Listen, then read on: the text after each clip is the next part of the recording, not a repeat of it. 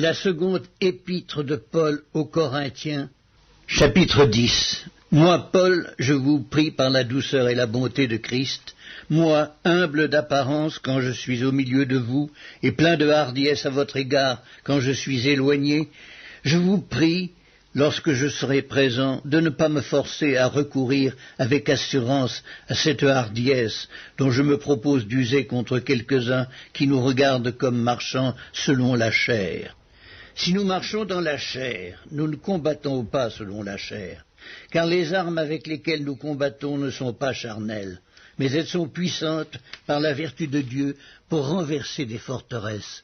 Nous renversons les raisonnements et toute hauteur qui s'élève contre la connaissance de Dieu, et nous amenons toute pensée captive à l'obéissance de Christ. Nous sommes prêts aussi à punir toute désobéissance lorsque votre obéissance sera complète. Vous regardez à l'apparence. Si quelqu'un se persuade qu'il est de Christ, qu'il se dise bien en lui-même que, comme il est de Christ, nous aussi nous sommes de Christ. Et quand même je me glorifierais un peu trop de l'autorité que le Seigneur nous a donnée pour votre édification et non pour votre destruction, je ne saurais en avoir honte, afin que je ne paraisse pas vouloir vous intimider par mes lettres. Car, dit-on, ces lettres sont sévères et fortes.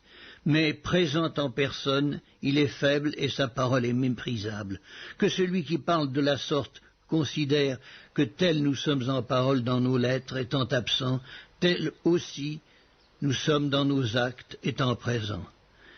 Nous n'osons pas nous égaler ou nous comparer à quelques-uns de ceux qui se recommandent eux-mêmes, mais en se mesurant à leur propre mesure et en se comparant à eux-mêmes, ils manquent d'intelligence. Pour nous, nous ne voulons pas nous glorifier hors de toute mesure.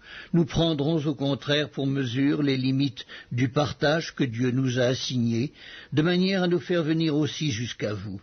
Nous ne dépassons point nos limites comme si nous n'étions pas venus jusqu'à vous, car c'est bien jusqu'à vous que nous sommes arrivés avec l'évangile de Christ. Ce n'est pas hors de toute mesure, ce n'est pas des travaux d'autrui que nous nous glorifions, mais c'est avec l'espérance, si votre foi augmente, de grandir encore davantage parmi vous, selon les limites qui nous sont assignées, et d'annoncer l'Évangile au-delà de chez vous, sans nous glorifier de ce qui a été fait dans les limites assignées à d'autres.